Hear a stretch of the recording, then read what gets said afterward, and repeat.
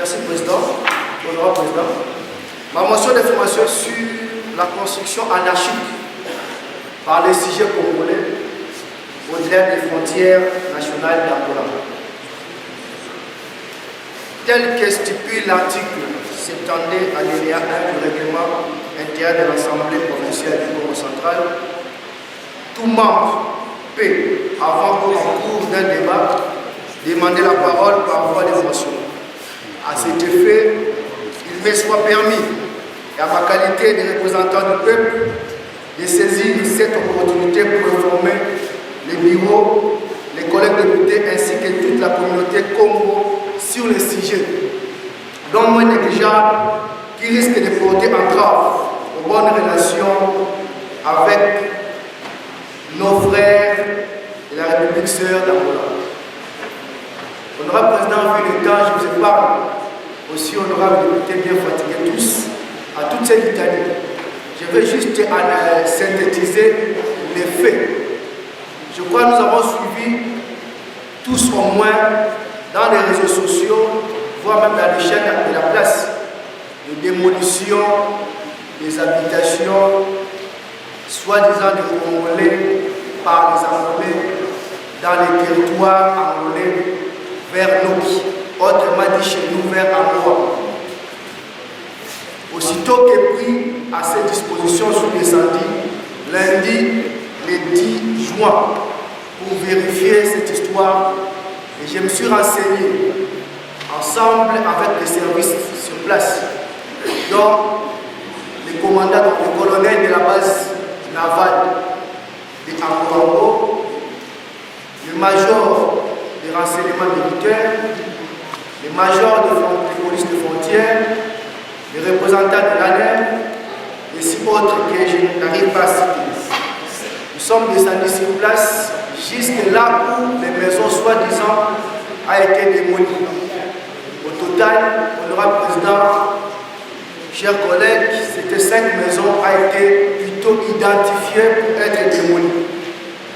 Donc une des maisons qui construisait en étage a été, je peux dire, arrachée de ces barres de fer parce que là vous les construisez en étage.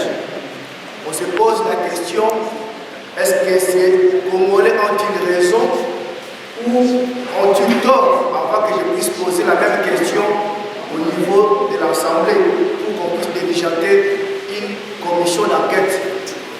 Honorable Président, j'ai pris mon GPS parce qu'on utilise des vannes de GPS par rapport à mon travail, à part le travail des députés. Je suis directeur du projet de la fibre optique, dont je parcours le Congo. Ici là, je serai à Maniema. J'ai mis les GPS qui identifient même les limitations lorsque vous travaillez. Et les coordonnées des GPS, là où nous étions, c'est au nord 5.51, 50.1 sud, comme altitude, comme longitude 13.22, 26.22 est. Et automatiquement, ça expliquait que nous étions à l'Angola.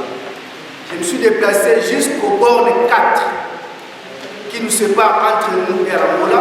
Je me suis photographié et demanda au service sur place de me montrer ce que nous appelons la zone neutre. On m'a expliqué, on m'a montré la zone neutre. Et je demande au service sur place, notamment la DGM, de me montrer là où se situe l'Angola maintenant par rapport à la zone neutre. Et là où j'étais à la zone neutre, c'était à ma droite et à ma gauche, c'était maintenant l'Angola. Et les 7 maisons identifiées par les services des Angolais, c'était bel et bien construit en Angola. Je suis allé très loin demander aux autochtones, notamment les gens que nous appelons actuellement les Éandrois, excusez-moi, chef Mbaki, qui font les ventes des parcelles ou des terrains ou des concessions à leur limite de pouvoir. Honorable Titi de Paris, parce que vous êtes parmi les gens qui ont donné ce pouvoir. Je m'excuse. Je retire pas, mais je m'excuse, président.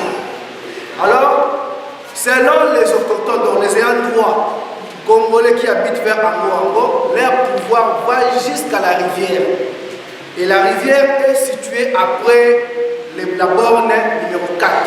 Effectivement, leur pouvoir va jusqu'à la rivière. Mais en termes de construction, avant que tout Congolais, toute personne puisse construire à l'étranger, doit avoir les documents ou l'autorisation de construction de notre pays. C'est par là que nous avons remarqué nos compatriotes congolais ont construit à l'étranger sans pourtant avertir les autorités angolaises. Et une commission angolaise a commencé déjà à identifier pour nous avertir. Et cette information a été mise à disposition au service de la DGR pour avertir aux autorités de la place. Malheureusement, jusqu'au mercredi, au jeudi 14 ou 15, aucun des services congolais, ni les responsables des autorités congolaises sont descendus sur place. Et heureusement aussi, nous avons reporté notre plénière, et c'est par là qu'il y a une commission, notamment le maire de la ville de Matadi, ainsi qu'une commission de consulat Angola, qui se sont assis sur ces problèmes.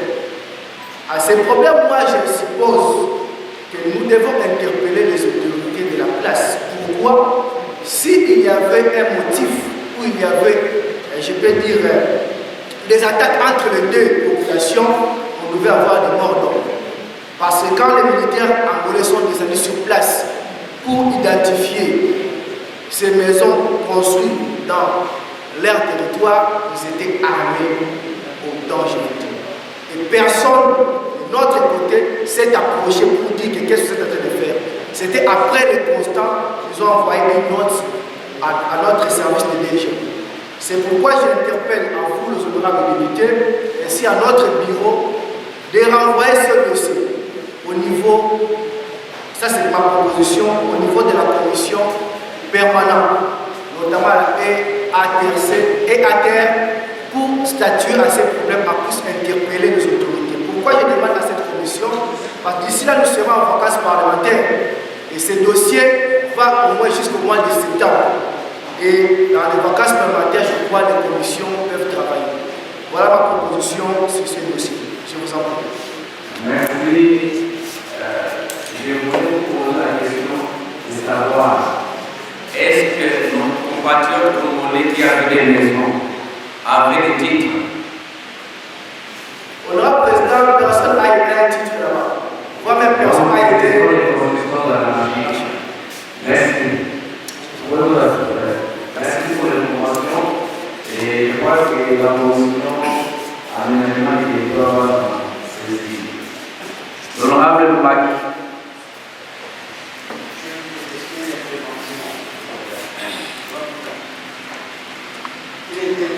Parfois, les problèmes entre les pays serfs peuvent se réunir dans un climat de paix. Là où on détruit des maisons, c'est bon. On a détruit des maisons construites par les Congolais, mais sur un terrain trajet. C'est pourquoi nous avons interpellé la commission qui puisse interpeller les autorités de la place pour qu'on puisse avoir la paix au long de notre frontière.